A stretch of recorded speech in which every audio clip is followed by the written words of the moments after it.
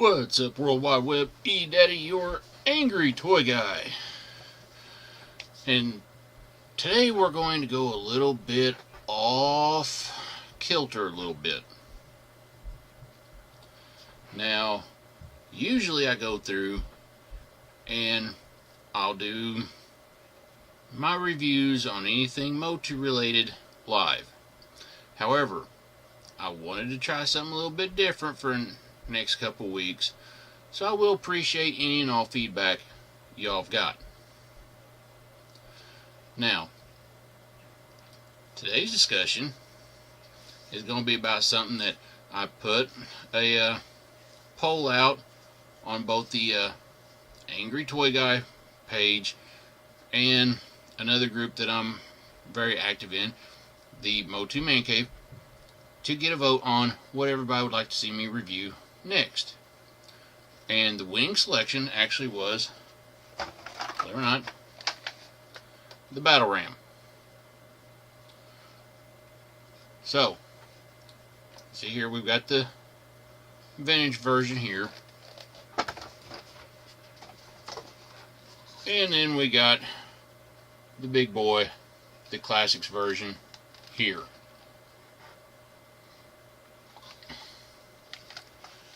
We're going to take a pretty good in-depth look at this and just basically have some fun with it. And I said over the course of the next couple weeks I'm going to try it this way, get a little bit of feedback from everybody, see how you like it, see if you like this setup or if you'd rather me do my discussions about the Motu stuff, do it live. So, that being said, let's begin our look at the Battle Ram. Alright, so now we're going to go through and we're going to take a look at the history and everything of the Battle Ram. So we'll go through and we'll take a look at various little pictures and stuff we've gotten of it over time. One thing to be said, no matter what comic book line you look at, whether it be mini comics, any kind of other comics, or Filmation series, always had the same look. So I mean, they kept true to it. The 82 mini comics was the earliest appearance, as an unstoppable war machine that the heroes would use against Skeletor's forces.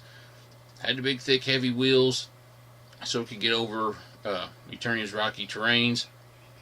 Had the battering ram missiles. It's always been designed blue. Even, anything you see, it's always been blue. It has never changed colors. Always had the Griffin head on it. Like I said, from where Skeletor and crew had their set of jet sleds, thus, we got the serpent head one for the classics version. Front end, I always showed the front end as being detachable, without doubt, become the Sky Sled. Had the mounted laser on it, so it had weapons. Now, in the earliest stories in the Motu mini comics was it had a space warp device which allowed it and the rider to go through and basically vanish and reappear somewhere else. In everything I've looked at, it is the only time that feature has ever showed up. I honestly don't remember seeing. I thought it was just fast as hell. I don't ever remember looking through any of the mini comics where it could go through and just vanish from one spot and be over here next. So Why that feature was never displayed anywhere else, I don't know, but it is what it is.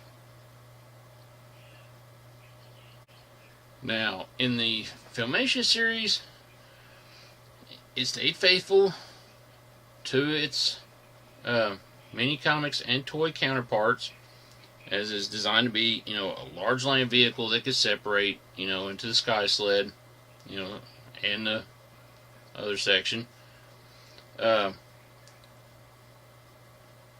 rear, of course, was the large, ram launching portion that could actually launch like a ram beam, capable of smashing through general force fields, though it wasn't actually strong enough to actually penetrate the magical force field created by the Dragon Pearl.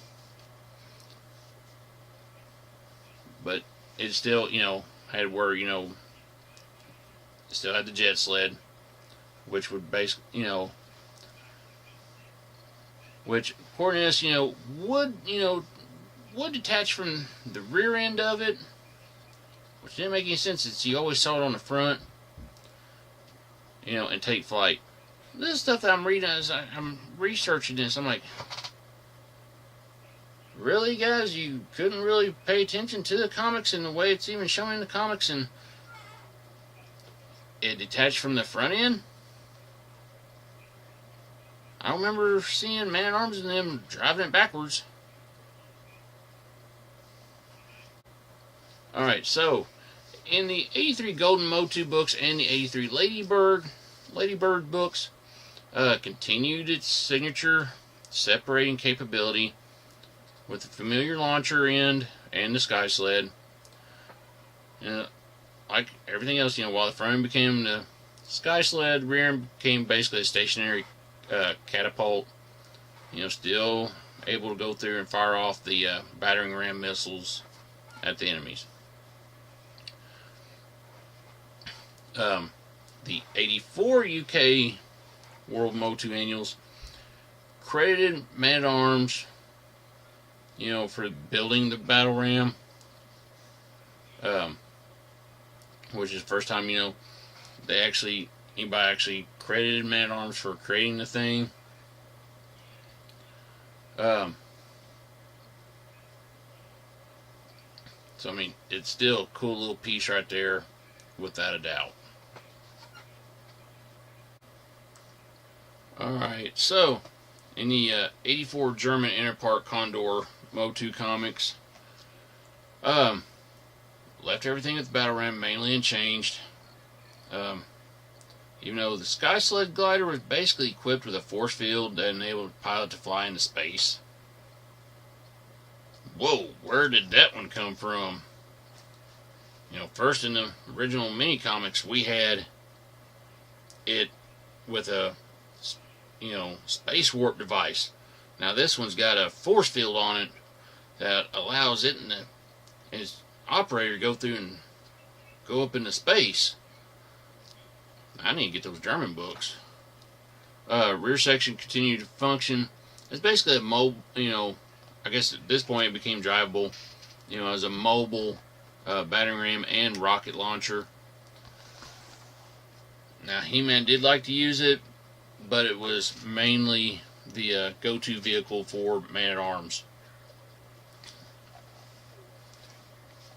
Now, the 86 comics, or UK comics,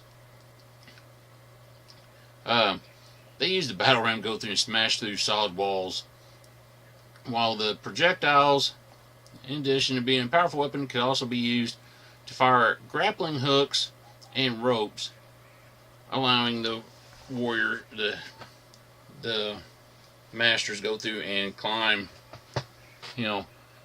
high walls, mountains, stuff like that.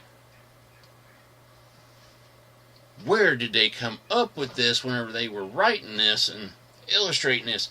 I would seriously like to know, where did they come up with this whole idea? So this, we're going to make the battle ram go through and fire off rope and grappling hook to help our heroes get to where it needs to be, instead of the, keeping it as just basically it's a rocket launcher. it's a battering ram, where it fire off those battering ram missiles. Where? I've never seen anywhere else where it would do that. Never.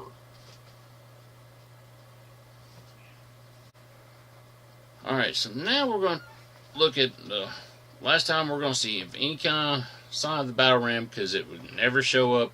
Like I said, it didn't show up and the New Adventures did not show up in 2000X.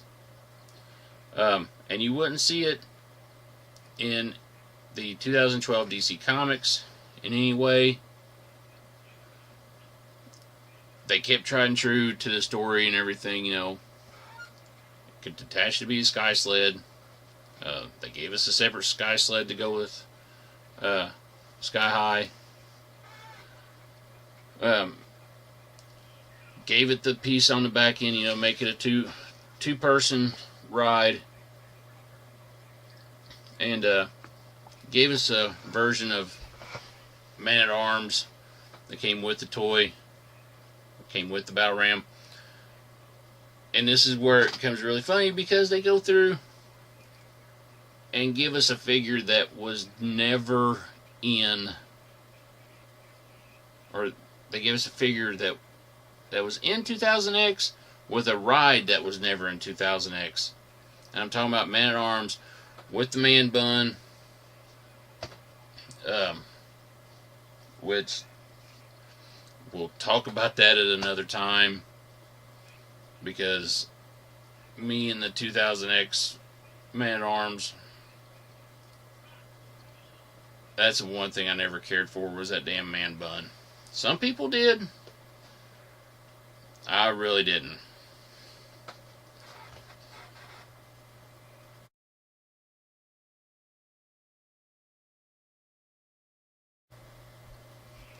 Alright, so first one we're going to look at, of course, is going to be the vintage battle ram.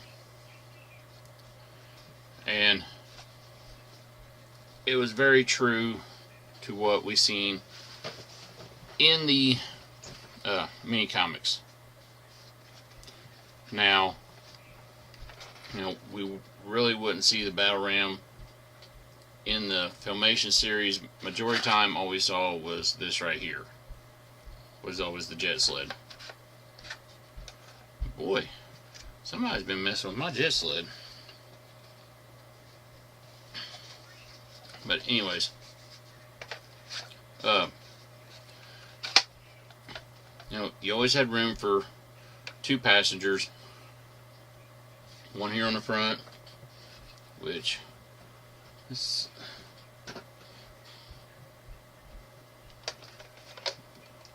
you know, you always had your passenger right there, or your driver right there, and then you could always take one and get this done just right here.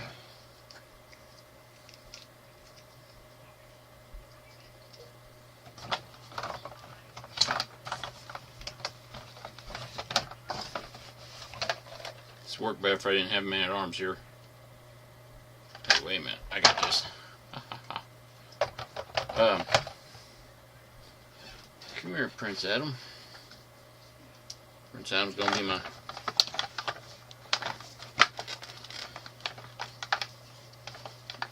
dummy-o for this. Again, maybe not.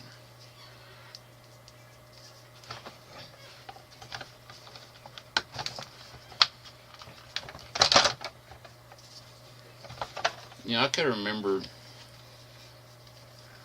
I just sworn they always had the damn pieces on there. Anyways, you could make it look like he was riding. You know, you had the rider. Now, that's one thing I think they kind of screwed up on, and they did improve on whenever they did the Classics version. They honestly should have put something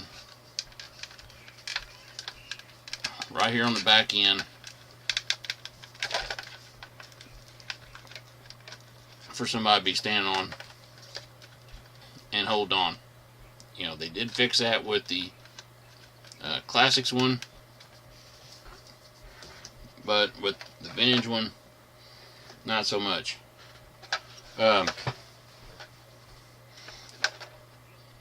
All the detail and everything, basically, I mean, you had your detail, but you know, it's basically they molded it for anything special. You know, they went through, you had stickers you had to put on.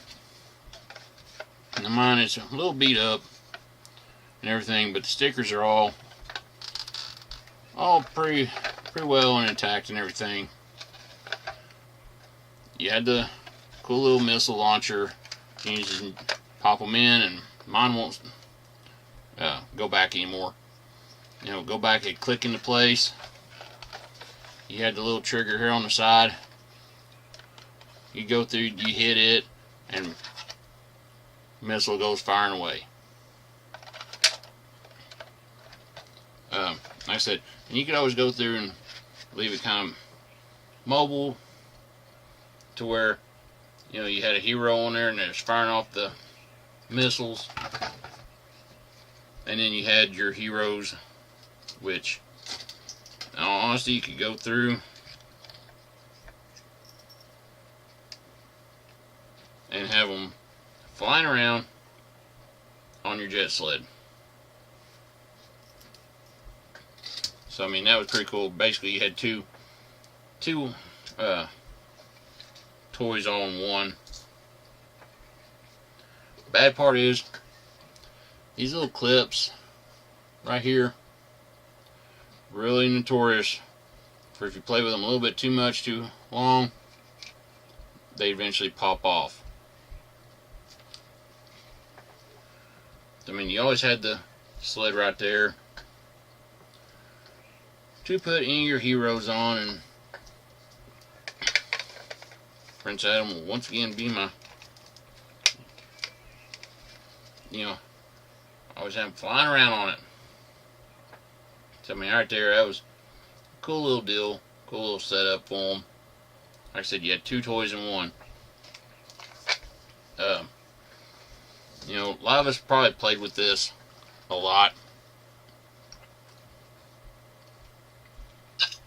And the fact that, you know, if you can find one in halfway decent shape, and I said, mine for the most part is, with the exception of the broken piece right there,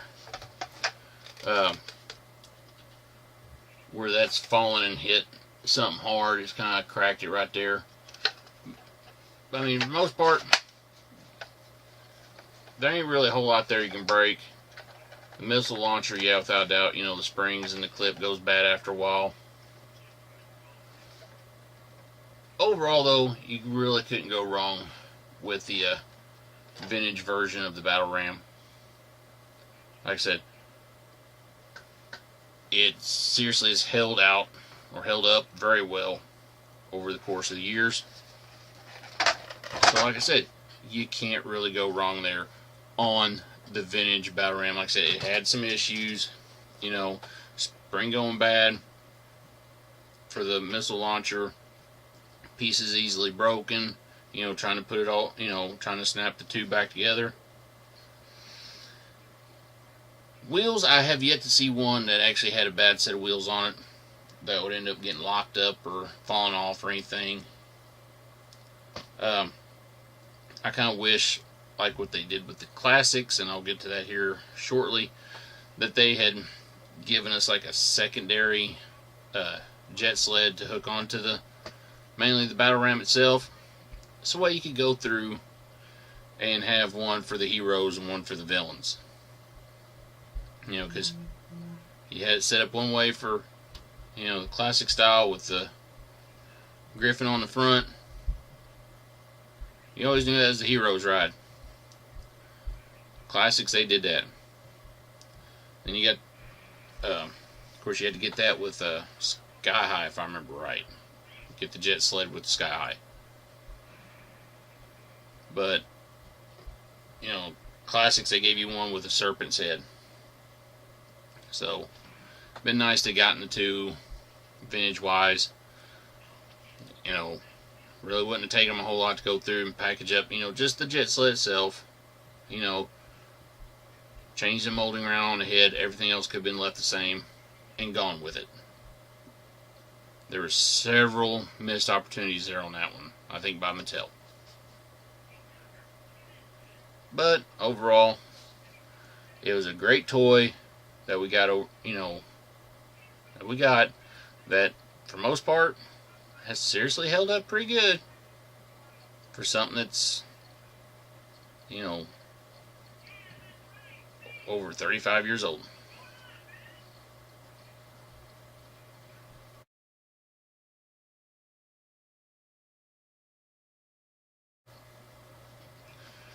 Alright, in my research of Battle Ram, I happened to stumble across this little goodie right here. And somebody went through and made a custom Battle Ram for the Fighting Foemen.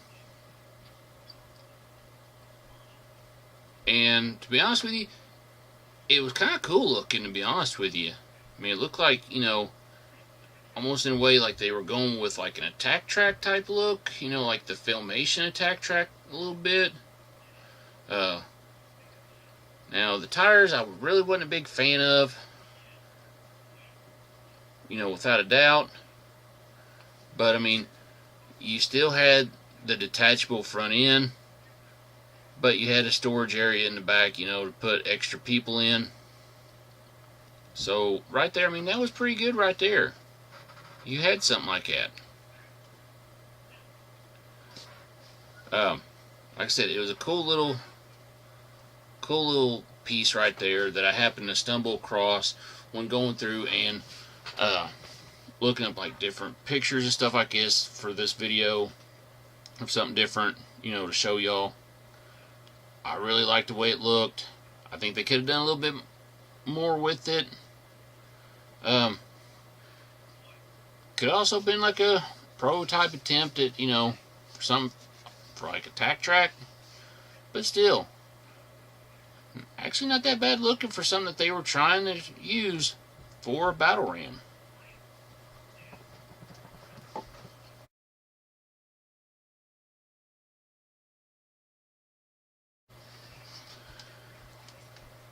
Alright, so now we're going to take a look at the Classics version.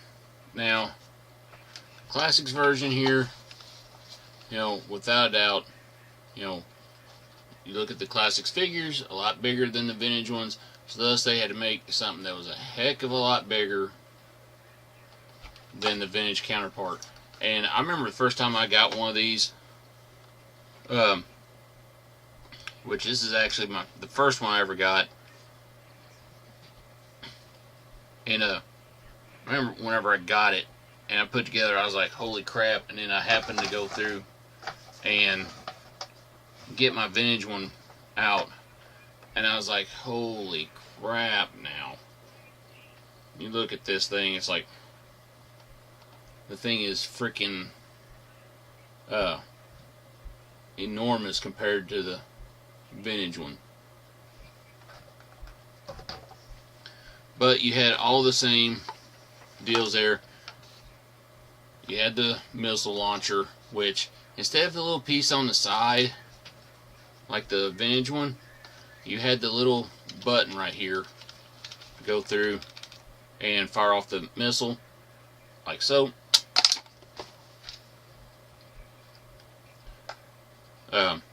Now the vintage one, it came with two. This one, you only got one with them. But this thing was a lot more detailed, a lot more articulated looking than the vintage. Now, you still had the option to go through and... man, I can never get this thing just right.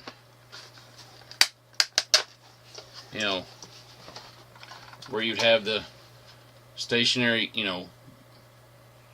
missile launcher, battle setup right here. I just realized how high I had that. And then you had the jet sled, which when you got the Battle Ram, You got the one with the serpent's head. Now they sold the one with the griffin head. It came with Sky High. But you look at the articulation that they put into this instead of stickers. I mean, they went all out on getting everything done just right on this. I mean, you know, they went through and they molded everything in, put the paint job on it, made it look awesome with the serpent's head. You had the silver on the fangs. And same with this right here. You know, instead of all the stickers and stuff on it, you had molded pieces that were put on there. And I just now realized that actually, that little piece right there actually comes off. And I've seen where some people went through and they made a head looking like this that you could go through and put on like vintage figures. This would be awesome if they went through and made a head for one of the figures that looked like this. And we can go through and change it out with, say, one of the Man-at-Arms figures or one of the Eternian Palace Guards. But once again, I mean, you look at the articulation and the paint job on this. I mean, everything was freaking beautiful. Then there was the one thing that I was glad to see that they did that they did not do with the vintage, and it was put this little plate right here. So whenever you had the figures on the back end, they had a place to stand. They had the little pegs right here to go through and put their feet on, grip them, and they were good to go on riding around. I said this right here, other than the fact that it's a little stiff to try to get the jet sled back up out of there, it actually ain't too bad to get it in. And actually, it's kind of nice because, I mean, it snaps in. It's just a matter of getting it to snap back out. But overall, I mean, it's freaking great the way that they did this. It really is. Because, I mean, they went all out on the detail instead of, oh, check it out. Look at the flat, you know, what was flat on the vintage one. No, they've got the detail even on the bottom. And got a little thing right here. So you can go through and, like, take the stand that you would get with your Wind Raider. Put this thing up on the stand. Let it make it look like it's flying through the air. And I'm almost willing to bet, and I will have to check and see, that the jet sled that comes with Sky High probably does have the little thing to put it on. I'm not sure because I don't have the jet, you know, that jet sled. But overall, you can't really go wrong with the way it looked right there. Hands down, to me, much like every other ride that Mattel did for the Classics line, boy, they nailed it. And it was great.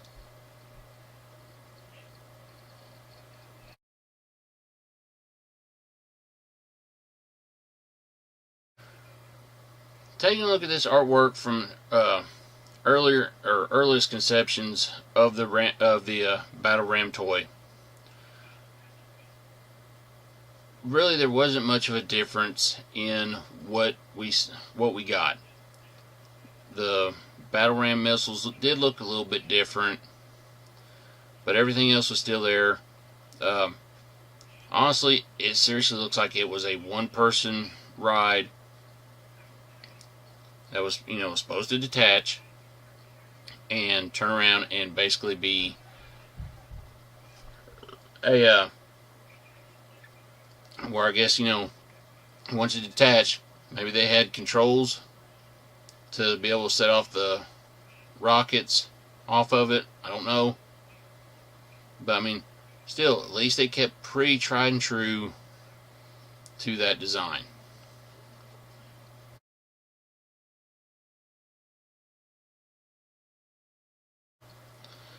Alright, so as you've seen the picture before, I had to include the artwork that came on the vintage box. Now, that's one thing I really wish that they'd done a little bit more with the classics.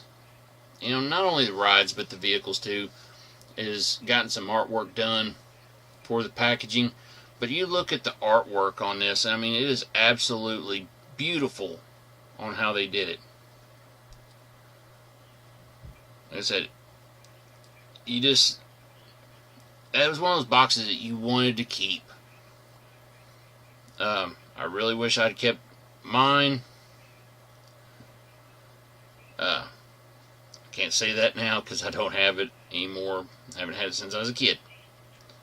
But still, the artwork on it is absolutely beautiful, much like the card backs for the vintage figures. You know, they had the beautiful artwork there on the top part of all of them. It was great. And then they really went all out on all the vehicles, all the rides. But they just never did do it with the classics. And it's a shame, to be honest with you, because, like I said, they could have got somebody talented to go through and do it, much like Super 7. God, I hate saying that phrase, or this falling phrase. You know, they did it with the Ultimates, and they did it with the 5.5s. You know, they continued artwork. Why they didn't do it, why no one can do it for the classics rides, I don't know, or even the figures for that matter. But still, beautiful artwork for the box that the vintage ride came in. You couldn't go wrong.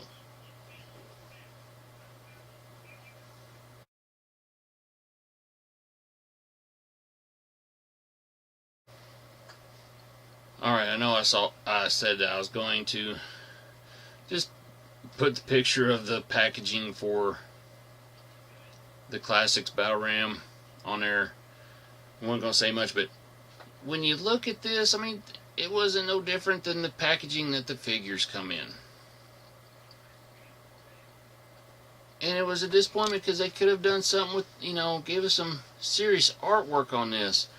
On the back of it, you had the vehicle design and everything, but it just wasn't the same. I say, when you look at the vintage one, the box, beautiful artwork on it. This one,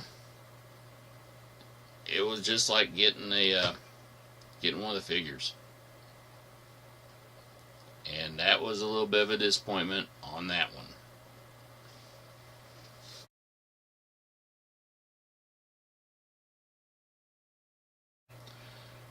Alright, I had to throw this one on there because the only time you actually ever saw the Battle Ram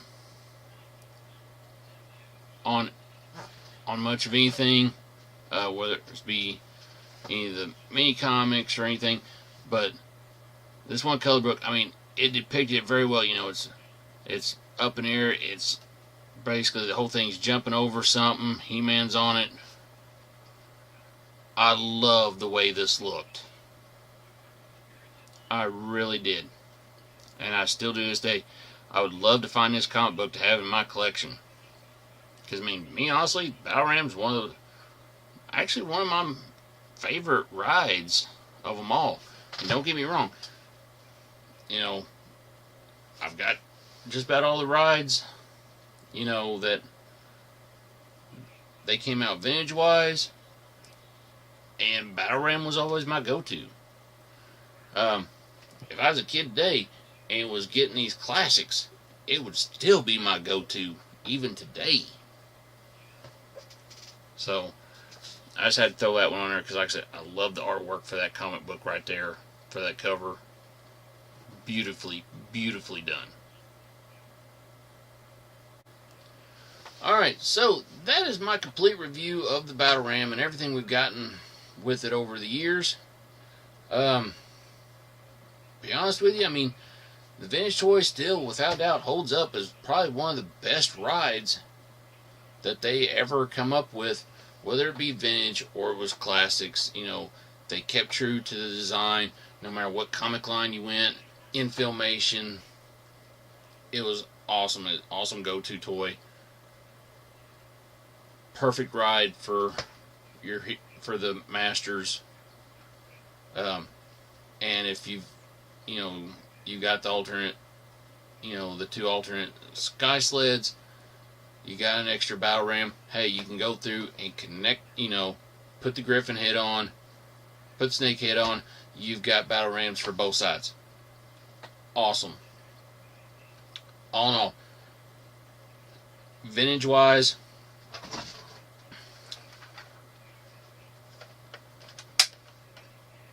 I would have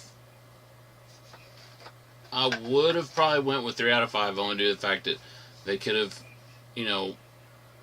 with everything considered, been nice if they give us, the Snakehead version 2. But what raises up a notch is, without a doubt, the packaging that it came in. The beautiful, very beautiful artwork that was involved with that one. Now, on the vintage one, I'm as well going to go 4 out of 5 on it. They went through, without a doubt, they did a masterful job going through and giving us, very detailed sculpture all the way around on this. So, I mean, right there, that was pretty cool right there that they did that, without a doubt. And, but it was the packaging for it. That was the only killer to it.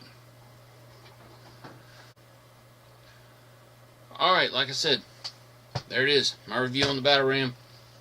Both classic and vintage. I'm going 4 out of 5. But anyways, hopefully you enjoy this new little setup. We're going to see I want to see how it goes. Y'all that's got me on Facebook, feel free to drop me a line, one of the pages or something, and let me know what you think of this new setup and everything. But anyways, with that being said, I'm E-Daddy, your angry toy guy, and until next time, keep on collecting.